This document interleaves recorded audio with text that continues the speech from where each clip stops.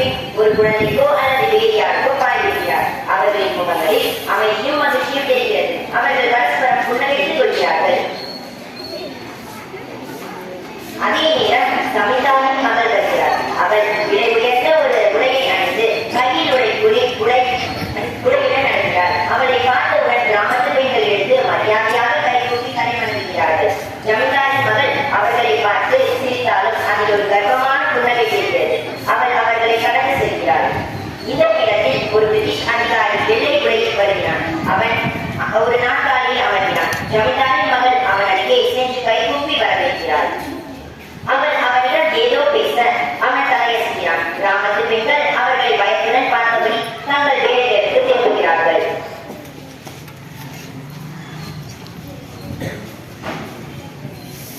காட்சி 2. நிலமும் பட்டியல். கதாபாத்திரங்கள்: 2 விவசாய பெண்கள், ஒரு பிரிட்டிஷ் அதிகாரி. நிகழ்வுகள்: 2 விவசாய பெண்கள் வயலில் உழவு வேலை செய்கிறார்கள். அவர்களின் முகங்களில் சோகமும் கலைப்பும் தெரிகிறது. அவர்கள் உழைத்துக் கொண்டிருக்கும் போது பிரிட்டிஷ் அதிகாரி தன் உதவியாளருடன் வருகிறான். அவன் நிலத்தை பார்வையிடுகிறான்.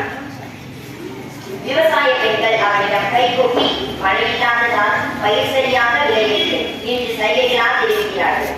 பிரிட்டிஷ் அதிகாரி அவர்களை பொருட்படுத்தாமல் அவசரமாக நிலவரி செலுத்த வேண்டும் என்று சைகையால் ஆணையிடுகிறார். பெண்கள் அவனிடம் மீண்டும் கேட்கிறார்கள். அவர்கள் தங்கள் பட்டியை காட்டி வயிறு காலியாக இருப்பதாக சைகை செய்கிறார்கள். அதிகாரி கடுமையாக மறுத்து வரி செலுத்தவில்லை என்றால் இடத்தை பறித்துக் கொள்வேன் என்று சைகையால் மிரட்டினார். பெண்கள் பயந்து போய் அழுகிறார்கள்.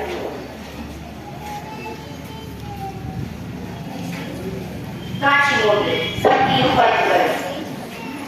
பாத்திரங்கள்: 2 பள்ளி மாணவர்கள், ஒரு பிரிட்டிஷ் அதிகாரி. நிகழ்வுகள்: ஒரு இந்திய பெண் ஆங்கில பாடநூலை படித்துக் கொண்டிருக்கிறாள். அவள் நன்கு உடைப்படுத்தியிருக்கிறாள். அவளுக்கு பின்னால் ஒரு 7 இந்திய பெண் அவளை ஆர்வத்துடன் பார்க்கிறாள். அவள் வீட்டில் நீங்குள்ள தன் ஆசையை முகபாவனைகளால் வெளிப்படுத்துகிறாள்.